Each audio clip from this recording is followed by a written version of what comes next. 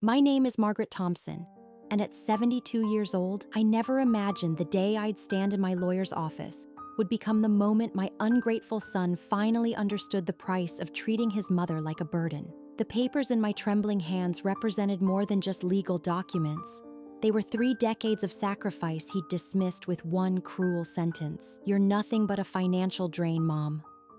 But as I watched his face on that video call, saw his mouth open and close without a single word coming out, I realized that sometimes the greatest gift you can give your children is a lesson in consequences they'll never forget. Before I reveal what made my son go completely silent for the first time in his privileged life, let me know where you're watching from in the comments below.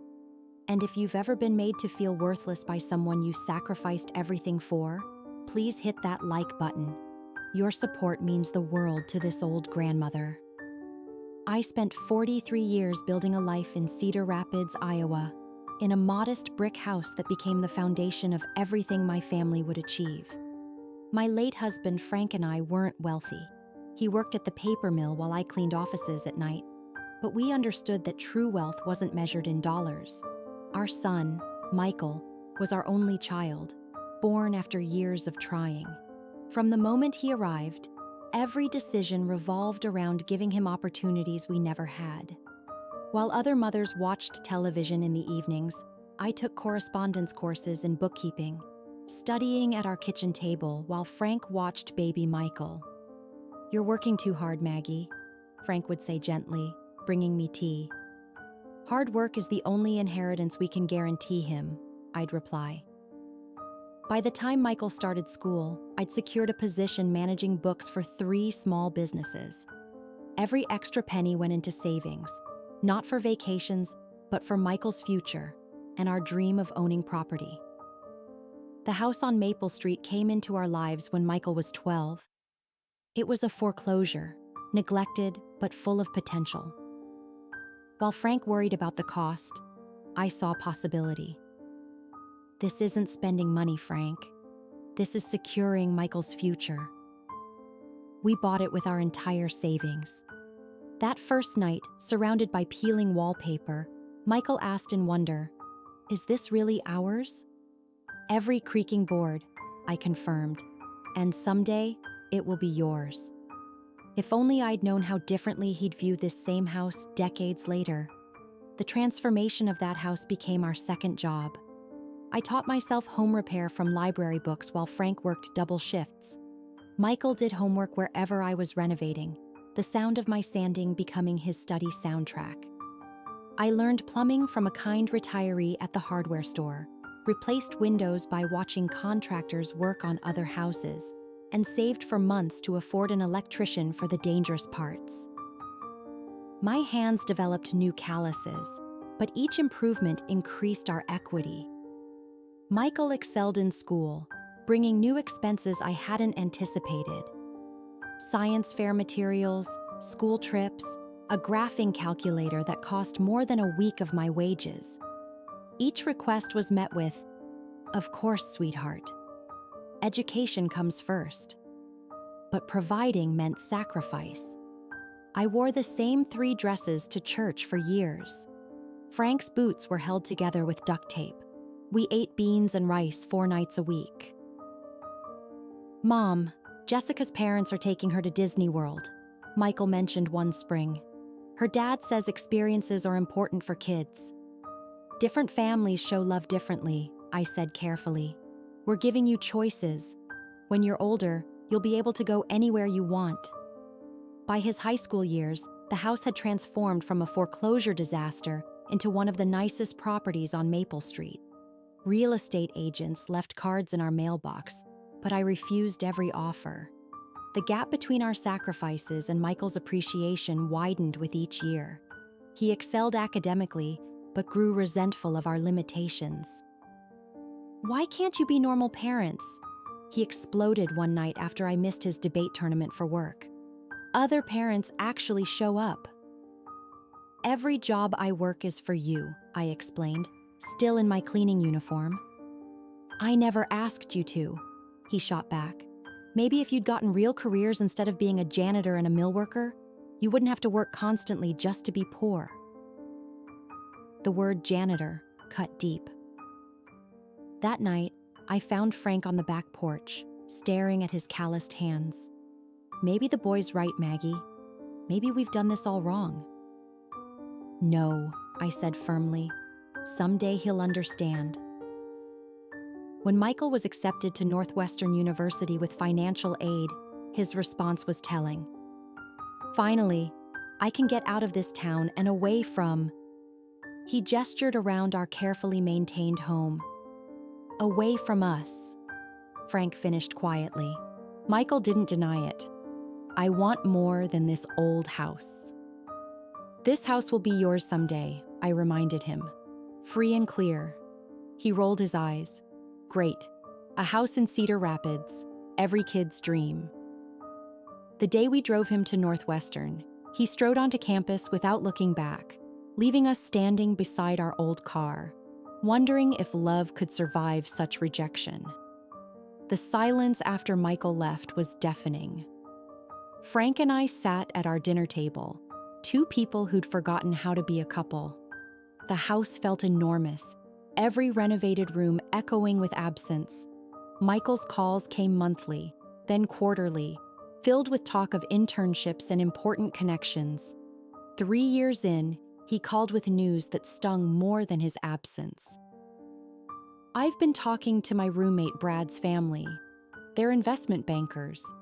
They say you're sitting on a gold mine with that house. You should sell it.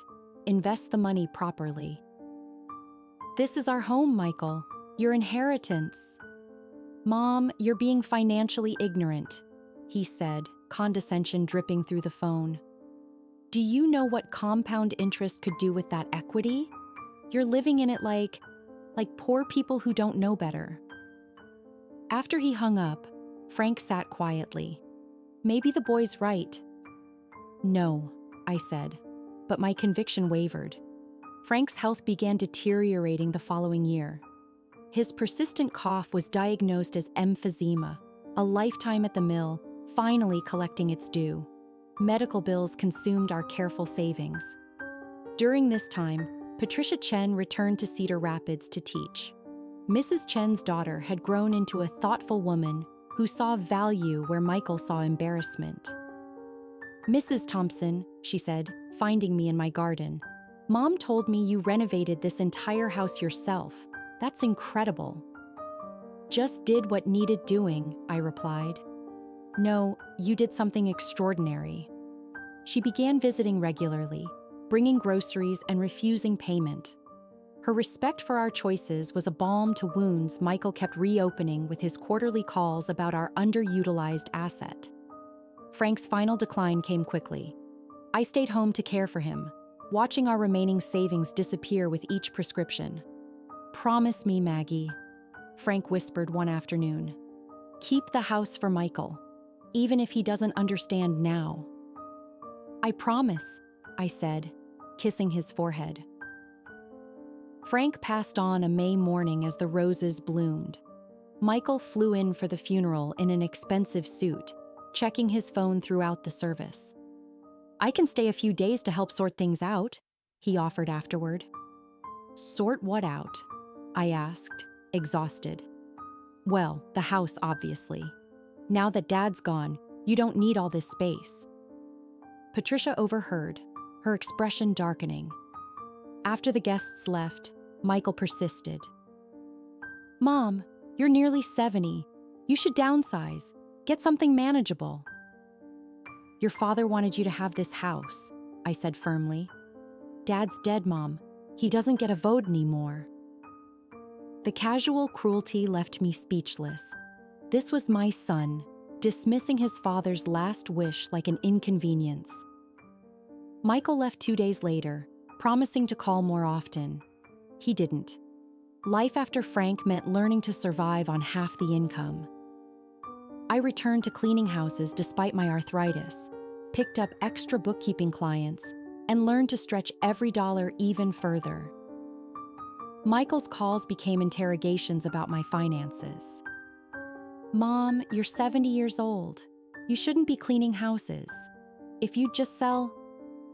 Your father wanted you to have this house.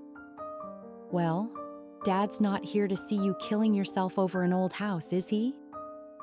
Patricia witnessed these conversations toll. She'd find me in my garden, hands shaking from more than arthritis. Why do you let him speak to you that way? She asked. He's my son, I said simply.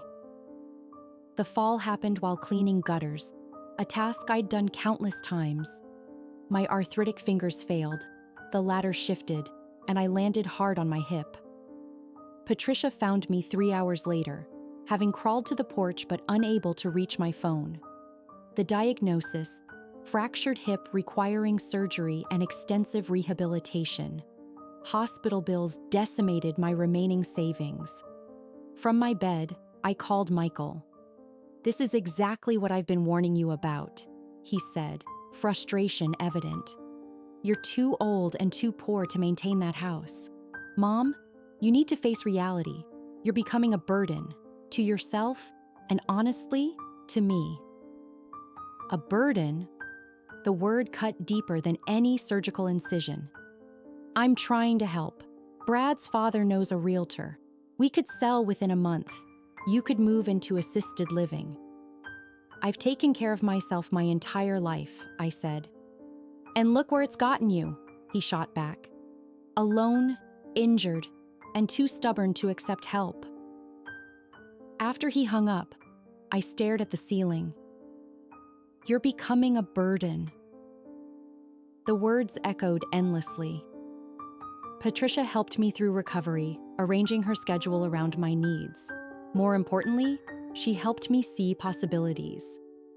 "With your bookkeeping skills, you could work from home. No more physical labor." It seemed impossible. Who would hire a 71-year-old woman? But Patricia persisted, helping me create a website, teaching me video conferencing. Slowly, it worked. Small businesses appreciated my experience and attention to detail. Within months, I had 15 regular clients and a waiting list. When Michael visited that Christmas, he noticed I'd hired help for maintenance. Finally being sensible, though selling would be more cost-effective. "Actually, my business is doing well enough to cover everything." He looked skeptical. "Your business?" "I manage books for over a dozen businesses," I informed him, "with a waiting list." "But how? You don't even have a degree." "I have 40 years of experience," I said. "That's worth more than any degree." He left confused by this unexpected development. I didn't mention the growing savings account or investment portfolio I'd started. Spring brought changes. Patricia suggested I meet with James Morrison, an estate attorney. "Just to ensure everything's in order," she said. James listened to my story with interest. When I explained Frank's dying wish and Michael's pressure to sell, his expression grew thoughtful. "Has Michael contributed to the house in any way? Mortgage, taxes, maintenance?" "No, Frank and I handled everything. Now I do." "And he calls you a burden while pressuring you to sell?" I nodded, uncomfortable. "I see this often," James said gently. "Adult children who view their parents' assets as their inheritance prematurely. Tell me, what do you want?" No one had asked me that in years. "I want to keep my promise to Frank, but I also want to live without being made to feel worthless for existing." "There are options you haven't considered," James explained. "The house is in your name alone?" "Yes. Frank put it in my name years ago for tax purposes." "Smart man. That means you have complete control." My business continued flourishing. I hired Patricia's nephew to help with the workload, converting Frank's workshop into a proper office. The irony wasn't lost on me. The woman Michael called financially ignorant was now teaching accounting students practical skills. The call came on a Thursday. Michael's voice was different, stressed, uncertain. "Mom, Brad's father's firm is downsizing. My position isn't secure. I might need to make some changes." "I'm sorry to hear that, son. The thing is, Chicago real estate is insane. Even with my salary, I can't afford anything decent. I was thinking, maybe I could come home for a while. Come home. To the house he'd spent years pressuring me to sell.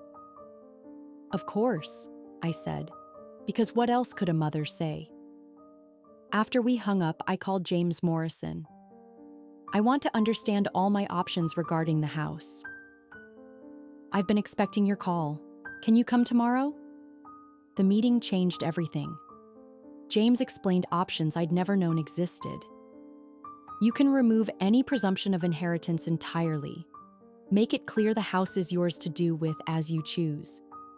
No automatic inheritance. I thought of Michael's words. You're becoming a burden. I thought of Frank's wish. I thought of 40 years dismissed as financial ignorance. Draw up the papers, I said. I want the house in a trust with me as sole beneficiary. I'll decide who inherits when I'm ready. Your choice, James confirmed. My choice. When had I last had one of those? Michael arrived 2 weeks later, his expensive car loaded with boxes. I watched from the window as he sat in the driveway, embarrassment clear on his face. Thanks for this, Mom. It's temporary. Of course, I replied. Your room is ready. Michael settled into old patterns immediately, sleeping late, leaving dishes, treating the house like a hotel. But now I watched with clear eyes, seeing the entitlement I'd been blind to before. He complained about the internet speed, the noise from my client meetings, the embarrassment of living at home at 31. Maybe if you'd made better financial decisions, he said one evening, we wouldn't be in this situation. We? I asked calmly. Your insistence on keeping this house has limited both our options. That night, I called Patricia.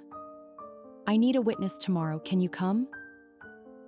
The next morning, I sat Michael down at the kitchen table, where I'd once helped with homework, where Frank taught him to tie his shoes. Michael, we need to discuss the house. His eyes lit up. Finally, I've actually been in touch with a realtor. I've removed you as beneficiary, I said quietly. Silence. Complete, absolute silence. His mouth opened, closed, opened again. No words came. For 30 seconds, he sat frozen, face draining of color. Finally, what? I slid the trust documents across the table. The house is now an irrevocable trust. I am the sole beneficiary and trustee. Upon my death, the beneficiary will be determined by my will, which I can change at any time. But Dad wanted me to have it. Your father wanted you to have security. He never imagined you'd spend years calling me a burden while pressuring me to sell our home. I didn't mean... You meant every word, Patricia interjected. I've watched you dismiss your mother for years. Did you know she now manages books for half the businesses in Cedar Rapids? Michael turned to her angrily. This is none of your business. She's made it my business by being the daughter you should have been, I said firmly. So you're leaving the house to her? Bitterness crept into his voice. I haven't decided. Maybe Patricia, maybe a charity, maybe I'll sell it and travel. The point is, it's my choice, not yours. Michael stood abruptly. This is insane. When you need care. I needed care after my fall. Where were you? Patricia was here. You called to tell me I was a burden. I was trying to help.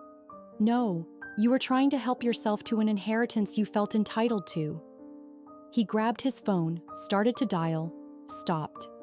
Uncertainty filled his eyes. What am I supposed to do? What I've always done, I said gently. Build your own life.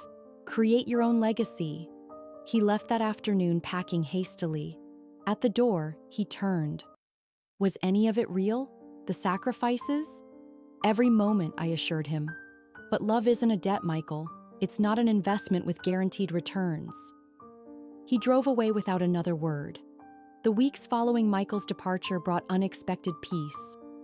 For the first time in decades, I lived without measuring my worth through someone else's eyes.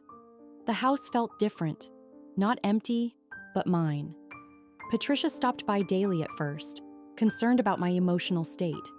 She found me reorganizing Frank's workshop, humming softly. "You seem lighter," she observed. "I feel like I can breathe," I admitted. "Is that terrible to say about my own son?" "It's honest," she replied, "and honesty is never terrible." My business thrived without the constant emotional drain of Michael's criticism. I took on 3 new clients and even raised my rates, something I'd been hesitant to do before. The local business association invited me to speak about financial management for small enterprises. "You want me to speak?" I asked the organizer, stunned. "But I don't have formal credentials." "You have something better," she replied. "Real experience and a track record of success." Standing before that room of eager business owners, sharing knowledge gained through decades of careful observation and practice, I felt valuable in a way Michael's dismissal had nearly erased. Word of my presentation spread. Soon I was consulting for larger businesses, reviewing their books and suggesting improvements. The girl who'd studied by lamplight at a kitchen table was now advising CEOs. 3 months after Michael left, I received a registered letter. Legal documents. He was contesting the trust. "On what grounds?" James Morrison asked when I called him. "Undue influence, apparently. He claims Patricia manipulated me." James actually laughed. "A competent, successful businesswoman making informed decisions about her own property. Good luck with that argument." The legal process was swift. The judge, reviewing my business records and mental competency evaluation, dismissed Michael's petition within minutes. "Mrs. Thompson," the judge said, "you appear to be one of the sharpest 72-year-olds I've encountered. Your son has no case." Michael wasn't present for the ruling. His lawyer mentioned he'd returned to Chicago, found new employment, and was reassessing his priorities. That evening, Patricia and I celebrated with tea and cookies in my garden. "Do you think he'll ever understand?" she asked. "Maybe," I said. "Or maybe not. But I've learned something important. His understanding isn't necessary for my happiness." The house on Maple Street stood solid around us. Every board and tile a testament to love expressed through labor. Whether Michael ever recognized that love was no longer my burden to carry. I'd spent 40 years trying to give my son everything. In the end, the greatest gift I gave him was the truth. Love isn't an entitlement, respect isn't inherited, and every person, even a mother, deserves to be valued for who they are, not what they provide. Summer arrived with surprising opportunities. The Business Association asked me to mentor young entrepreneurs, particularly women starting their own ventures. My first mentee, Sarah, reminded me of myself 40 years ago, determined but overwhelmed. "I don't know how you did it," she said, reviewing my story. "Building all this while raising a family and renovating a house. One day at a time," I told her. "And by learning that other people's limitations don't define your capabilities." My consulting work expanded beyond Cedar Rapids. Through video calls, I advised businesses across Iowa. The technology Patricia had taught me during recovery opened doors I'd never imagined. One afternoon, while reviewing contracts for a new client, my doorbell rang. A young man stood nervously on my porch, holding an envelope. "Mrs. Thompson, I'm David Chen, Patricia's nephew. You helped me with my accounting homework last year." I remembered, a sharp young man who'd struggled with practical applications of theoretical knowledge. "What can I do for you, David?" "Actually, I'm here to thank you." He handed me the envelope. "I got into graduate school, full scholarship. My essay was about how you taught me that real wisdom comes from experience, not just textbooks." Inside was a copy of his acceptance letter and essay.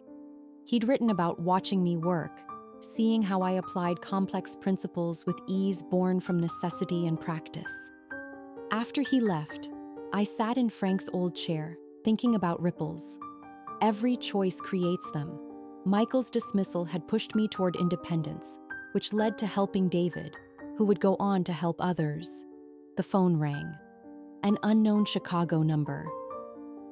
"Mrs. Thompson, this is Jennifer Williams from Midwest Business Journal. We're doing a feature on entrepreneurs over 70. Your name keeps coming up." The interview lasted an hour. She was particularly interested in how I'd transformed personal setbacks into professional growth.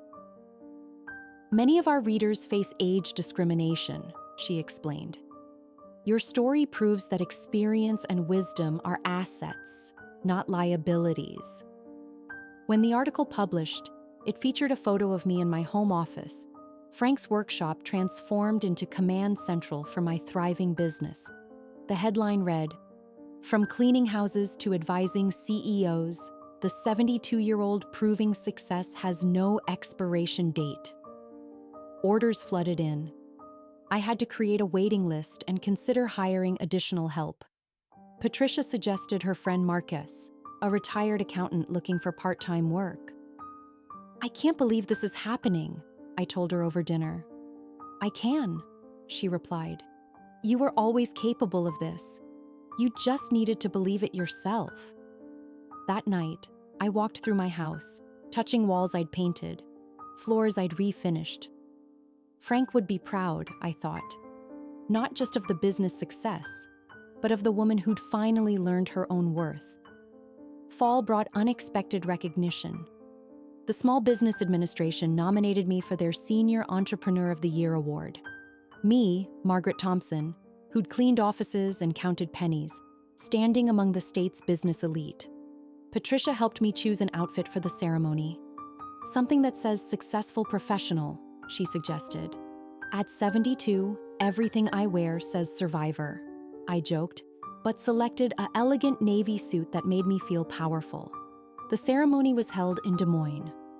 Business owners from across Iowa gathered in a hotel ballroom that seemed impossibly grand. I sat at a table with other nominees, feeling both out of place and exactly where I belonged. During dinner, conversation turned to our businesses. A man who'd started a tech company at 65 asked about my journey. "My son called me a financial burden," I said simply. So I decided to prove that age and wisdom are assets, not liabilities. The table fell silent, then erupted in understanding nods and similar stories. We were all there because someone had underestimated us. When they announced my name as winner, my legs shook walking to the podium. The award was heavy crystal, catching the light like hope itself. 40 years ago, I began my acceptance speech. I studied bookkeeping at my kitchen table while my baby slept. I never imagined it would lead here, but every skill we learn, every challenge we overcome, becomes a tool for our future. To anyone who's been dismissed or diminished because of age, status, or circumstance, your time isn't over. Sometimes it's just beginning. The standing ovation felt like validation for every sacrifice, every late night, every moment of doubt. Among the congratulations afterward, a familiar face appeared. Michael's former roommate, Brad, approached hesitantly. "Mrs. Thompson, I don't know if you remember me." "Brad Williams," I said coolly, "the investment banker's son." He flushed. "I owe you an apology. The advice I gave Michael about your house. I was young and arrogant. I've learned since then that there's more to wealth than portfolios." "What changed your mind?" "My grandmother. She held on to her family farm despite our pressure to sell. When she passed, we learned she'd been quietly donating the income to fund scholarships. The land wasn't just property, it was her legacy of generosity." He paused. "Michael doesn't know I'm here, but I wanted you to know you were right to keep your house. Some things matter more than market value." After he left, I stood holding my award, thinking about legacies and choices. The house on Maple Street wasn't just walls and floors. It was proof that love builds more than shelter. It builds strength, independence, and sometimes, when necessary, boundaries. Winter arrived with a letter I'd half expected, half dreaded. Michael's handwriting, hesitant and careful. Dear Mom, I've started this letter 100 times. Brad told me about your award. I looked up the article about your business. I've been living in a small apartment, working an entry-level position, building my own way for the first time. It's humbling. I think about Dad's hands, how I was embarrassed by them. Now my own hands have calluses from moving furniture to pay rent. I understand things I couldn't before. I was wrong. Not just about the house or your choices, but about what defines worth. You and Dad gave me everything, and I repaid you with contempt. I'm deeply sorry. I'm not asking for forgiveness or the house. I'm asking for the chance to know you. Not as someone who owes me, but as the remarkable woman everyone else already sees. Your son, Michael. I read it 3 times, then called Patricia. What do you think? I asked. I think pain is a teacher, she said. The question is whether he's learned the lesson or just the words. I waited a week before responding, using the time to examine my own heart. The mother in me wanted to embrace him immediately. The woman who'd been called a burden urged caution. Finally, I wrote, Michael, thank you for your letter. Growth often comes through difficulty. I know this well. If you're genuinely interested in knowing me, not as your mother but as Margaret Thompson, I'm willing to begin that journey. Sunday dinners are at 6. Come when you're ready. Love, Mom. He appeared the following Sunday, thinner than before, wearing simple clothes, no expensive watch, no phone constantly in hand.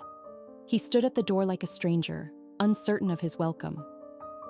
Come in, I said. Dinner's almost ready.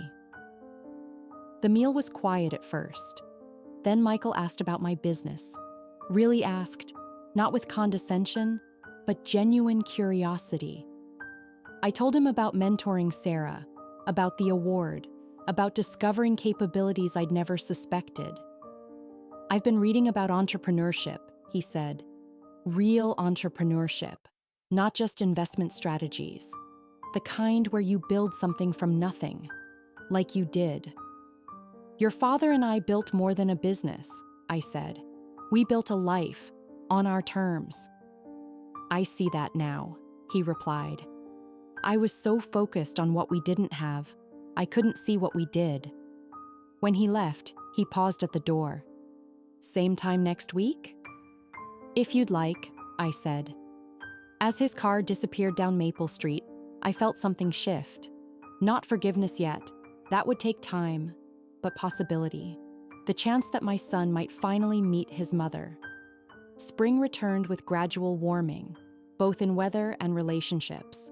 Michael came for dinner weekly, each visit revealing more of the man he was becoming. He spoke of his job at a nonprofit, helping small business owners navigate financial challenges. Ironic, isn't it? He said one evening. I'm doing what you've done naturally for decades, just with a fancy title. Experience taught me, I replied. Hardship is teaching you. He nodded, no longer defensive about his privileged past. I've been volunteering at the Financial Literacy Center, teaching people basic budgeting. One woman reminded me of you, working 3 jobs to support her kids. I helped her consolidate debt and find resources. Pride flickered in my chest. This was the son I'd hoped to raise, one who saw struggle and offered help, not judgment. Patricia observed these dinners with cautious optimism. He seems different, she admitted. Humbler. Time will tell, I said, though I too noticed the changes. On the anniversary of Frank's death, Michael arrived early with flowers for the grave. We stood together at the cemetery, silent in shared memory. I wish I could apologize to him, Michael said quietly. He knew you loved him, I assured him. Parents always hope their children will eventually understand. He would be glad you found your way. That evening, Michael helped me sort through Frank's remaining belongings. We found his work journals, filled with careful notes about overtime hours and savings goals, all directed toward Michael's future. Every entry is about providing for me, Michael said, voice thick with emotion. That's what love looked like to him, I explained. Calloused hands and tired eyes and endless sacrifice. I see it now, he whispered. Months passed. Michael's visits became less formal, more familial. He brought groceries without being asked, fixed a leaking faucet, asked advice about his own budgeting. The entitlement had faded, replaced by genuine appreciation. One Sunday, he broached the topic we'd both avoided. Mom, about the house trust. I tensed, but he continued quickly. I want you to know I'm not asking for anything. Actually, I'm glad you protected it. You deserve security and choices. The house should be yours to decide about, when and how you choose. Relief flooded through me. Thank you for understanding. I'm thinking of buying my own place, he added. Something small I can afford. Building equity through my own work, like you taught me. That night after he left, I called James Morrison. I want to adjust the trust, I said. Not to give Michael the house, but to include the possibility. If he continues on this path, proving the change is real, I want the option available. Keeping control while allowing for hope, James said.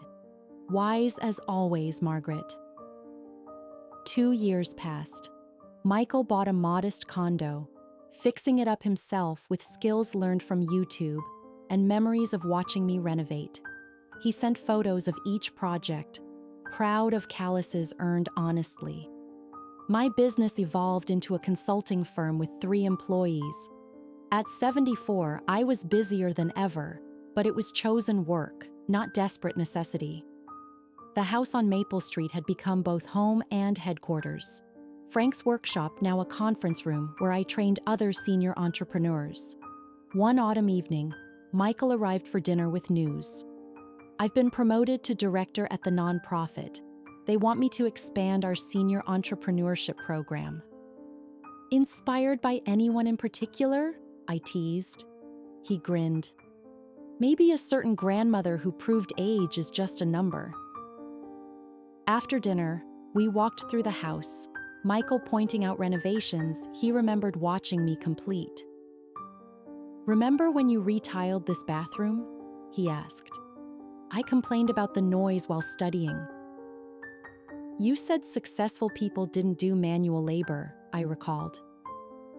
I was an idiot, he said simply. Success is building something lasting with your own hands, like you did. In the living room, he paused before the family photos. Mom, I need to tell you something. I've met someone, Sarah. She's a teacher, like Patricia, strong, independent, values hard work over appearances. I'd like to meet her, I said, genuinely pleased. She wants to meet you too. She's read all the articles about your business, keeps saying I'm lucky to have such an inspiring mother. That night, after Michael left, I sat in my office reviewing the trust documents. James Morrison had crafted them carefully. I maintained complete control, but could designate beneficiaries as I chose. I thought about legacy, about Frank's wishes, about the journey from rejection to reconciliation. Michael had proven his change through consistent action, not just words. The entitled boy who'd called me a burden had become a man who understood value beyond monetary worth. With steady hands, I wrote a letter to James. Please prepare documents adding Michael Thompson as contingent beneficiary, with Patricia Chen as alternate. The house should go to whoever continues its legacy of love, hard work, and generosity. The decision felt right. Not because Michael expected it, but because he no longer did. He'd learned the lesson I'd tried teaching all along, that love isn't transaction, respect is earned, and true wealth is measured in more than dollars. Where are you watching from today? If you've ever been called a burden by someone you loved, remember, their inability to see your value doesn't diminish it. Sometimes the greatest gift we give our children isn't what they expect, but the chance to become worthy of what they receive. Hit that like button if this resonated with you. Your story matters too, and this grandmother is always listening.